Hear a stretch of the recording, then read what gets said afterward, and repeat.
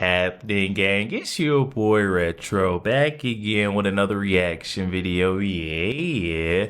Today we got another huge update. You guys can probably already tell it is going down. Just by that title alone, you guys are definitely going to want to see this one. So we got big trouble coming for that mayor of Chicago, Brandon Johnson, after he was just caught extorting vendors to cover for these illegal migrants, guys. I'm excited to get into this one, so we're not straight into it. So make sure you guys hit that like button, hit that subscribe button. And without further ado, let's get straight into it, folks. Check this one out. Another question, what, and for whoever would be handling this, what kind of evidence have you seen of ICE activity in Chicago within the last couple of weeks? It's no longer in the headlines, but are you getting either better reports or seeing less activity?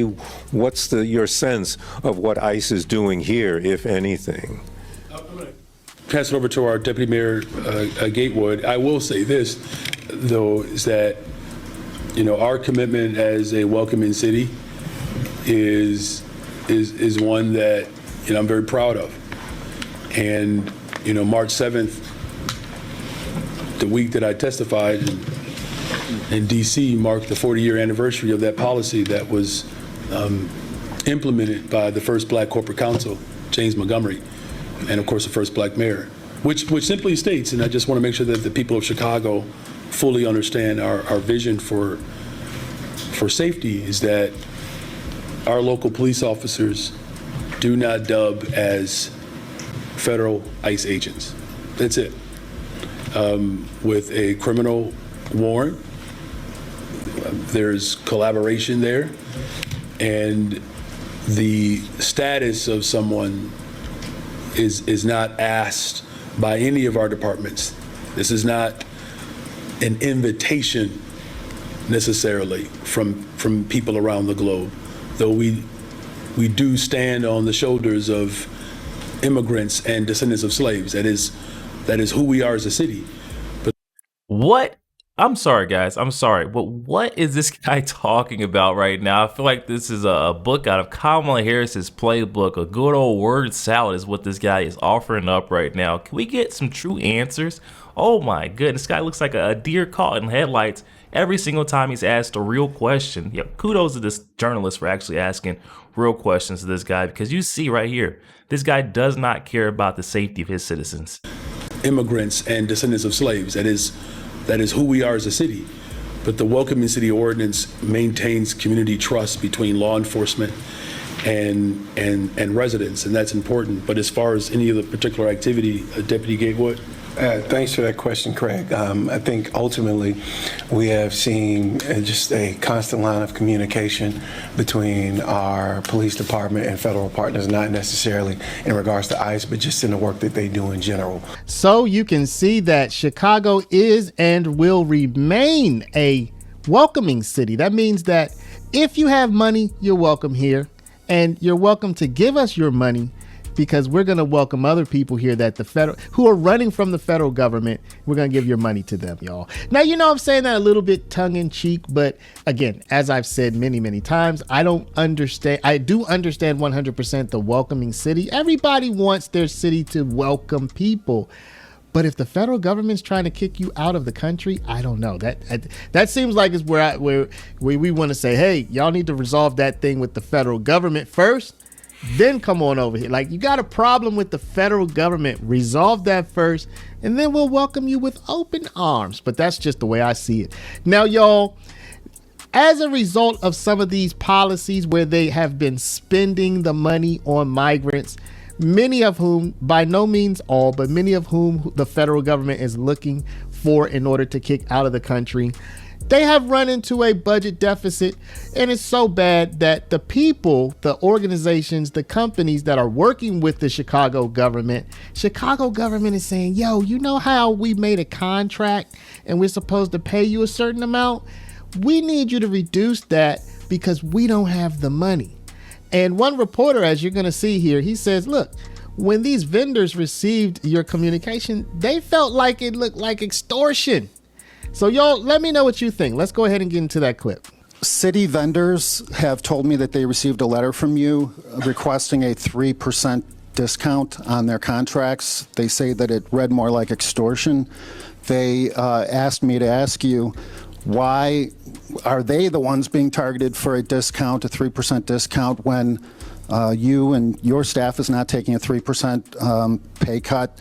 You're not asking CPS to take a 3% pay cut. You're spending money like water, city, obviously taxpayer dollars. And they also asked me to please ask you to, out of respect for them and the First Amendment, to give more than your standard yes or no scripted answer that your press people have scripted out for you. So Oh, my again, goodness. as our chief of procurement has indicated, as well as our budget director, this has been a part of the budgetary process from the very beginning. All of our alders are aware of the efficiencies as well as a stronger productivity that the government is working towards.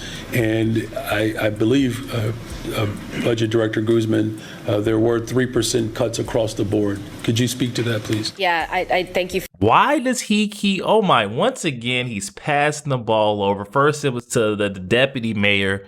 Now he's passing over to someone else. Come on. Why do you keep passing the buck, passing the blame to someone else? Can you not explain what's going on?